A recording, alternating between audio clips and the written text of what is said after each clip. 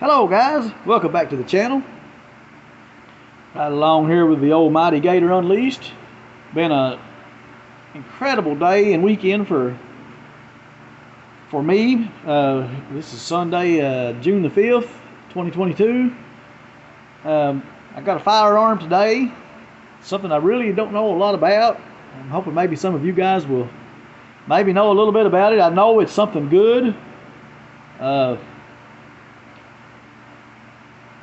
Just a brief little bit about the story. My uncle's dad had bought this gun new. From what I can tell, this is a 1974 model. We thought it was older than that, just in talking. But anyway, my uncle passed away last year. My uncle by marriage, my aunt, she had some guns she wanted to get rid of, and I got a Mossberg shotgun. But anyway, this was the one that I was really interested in, because I kind of knew it was something special and she couldn't tell me anything about it. But this is a Smith&Wesson. From everything I can tell, this is a Smith&Wesson 357 Magnum, nickel plated, 2.5-inch barrel, and from the serial number, I think it was made in 1974. It's a model 19. It's a nickel plated model 19 with a 2.5-inch barrel. It's got target sights. And I think the hammer is something special from what I was reading here. And like I said, this is not my area of. I don't know if I have an area of expertise. This certainly is not it. This type of thing. These old revolvers. I do like them. I had an old Ruger. What was it called? Security 6, 4-inch barrel that I loved. 357. I loved shooting it, even though I could only shoot it by cocking it and shooting it single action because my finger wouldn't reach. And this is almost the same way. I've got just I don't do good. Which this is not a gun. I don't think this gun's ever been shot. This gun was sitting in a closet in a holster for several decades. If this gun was shot, they put a few rounds through it when they first got it. But my brother, who does know a lot about stuff like this, he looked at it and he said he don't think it's ever been shot. He went with me to get it actually. And he actually wants it. He actually wants it, I think, and I'm not sure what's going to happen there. But it was in this holster. This is a Smith&Wesson holster. So evidently they bought this. It was loaded. It'd been loaded all this time. And that's funny. It goes back to gun safety. My aunt had this gun, got it out of the closet, passed it to my other uncle, who lives right beside him. Told him the gun was unloaded. Wouldn't know if he'd keep it because she's scared of guns until I could come over and get it. My uncle got it and very wisely checked it, and it was loaded. Stuff like that happens all the time. If somebody hands you a gun, not to get off track here, this is about a Smith&Wesson Model 19, but you can't be too safe. Anytime you get a chance to consider safety. Anytime somebody hands you a gun, if they tell you it's unloaded, I don't care who they are, check your gun. It's on you. It's your responsibility. And thankfully my uncle did that. Of course, this is not something you snap the trigger on anyway. I don't guess anybody would, but they would. They know better because you just want to hurt it. But yeah, this thing is sweet. I have not cleaned it. It's not been cleaned. The nickel seems to be perfect.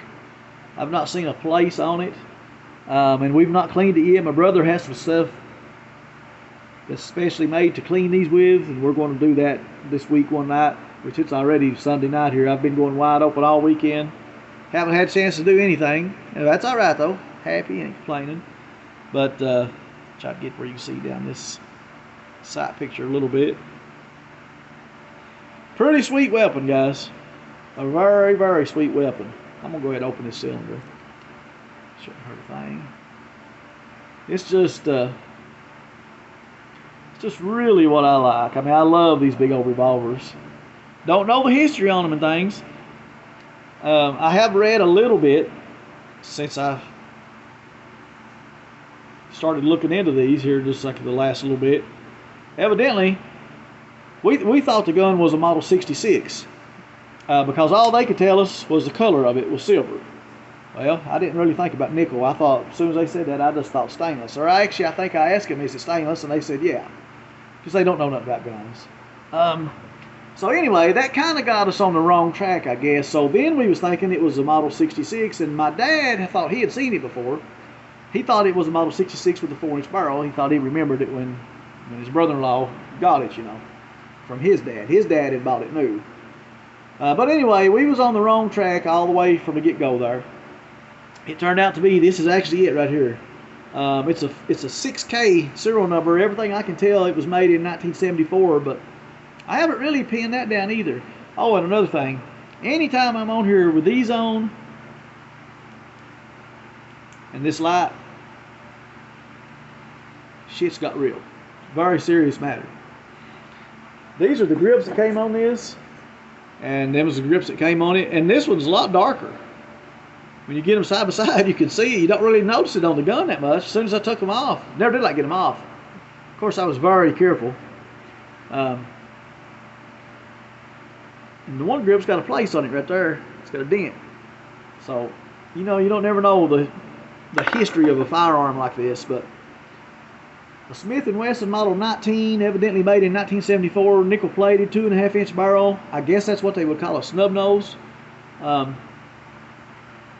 very, very happy with it. Very happy with it. Going to get this for a really good price. From what I didn't know anything about them. Evidently, these bring big money. My aunt's going to let me have this at a really good price. So, and it'll be in the family forever. This is not something I'll be trying to sell or anything. This is something I just love. I just love stuff like this. I'm about to block my handsome face. I don't want to do that. There we go. We'll get both of us in the picture. But yeah, I just wanted to bring it to the channel and see what you guys know about these.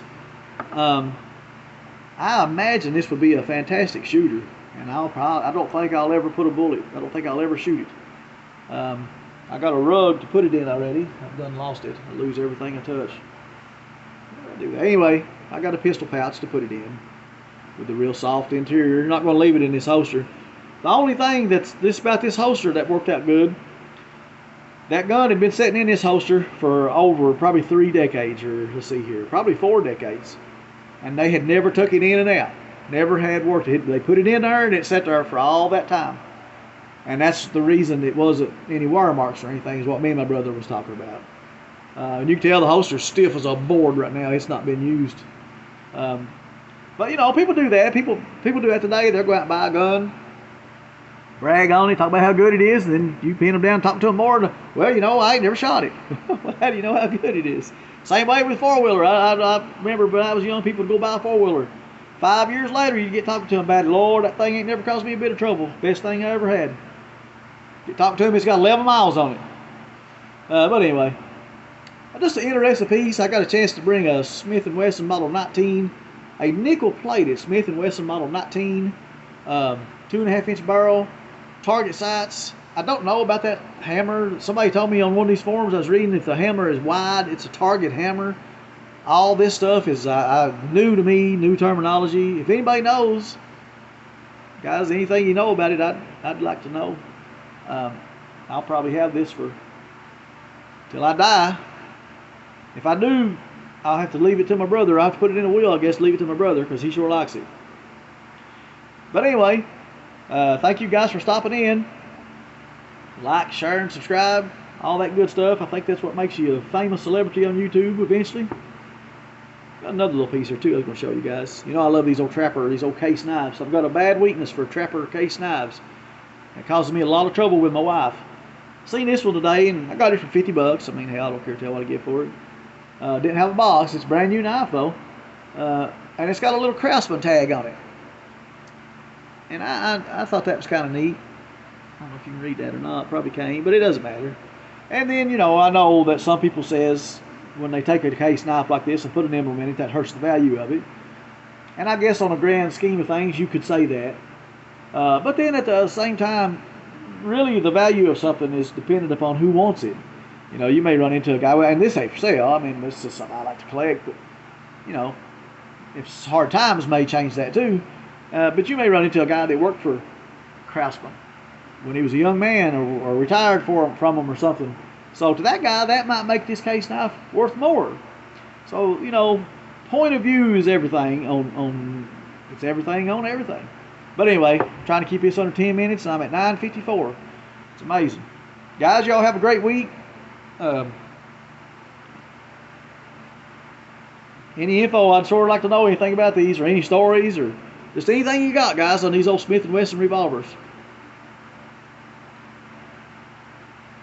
This is good stuff, guys. This is just awesome. But anyway, you guys have a great week, and we'll catch you on the next video. Won't be long. Take care.